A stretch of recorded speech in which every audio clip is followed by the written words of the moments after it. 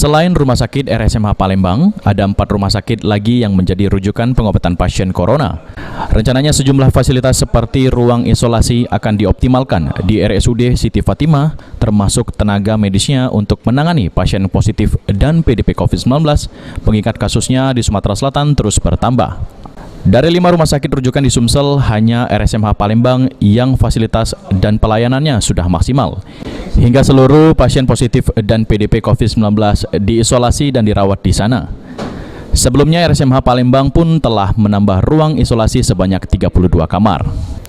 Hingga hari ini, ada 13 pasien positif COVID-19 di Sumsel yang masih dirawat dengan jumlah PDP 49 orang, 31 dinyatakan negatif dan sisanya masih dalam pengawasan. Sementara ODP bertambah sebanyak 1.763 kasus, di mana 808 kasus selesai pemantauan dan sisanya masih dalam pemantauan, termasuk 5 ODP yang dikarantina di Wisma Atlet Jakabaring. Nah, ini 5 rumah sakit rujukan ini yang baru berfungsi maksimal, baru SMH. Dan kabarnya hari ini Rumah Sakit Siti Fatimah yang saya terima dari Kadinkes kita akan dioperasikan.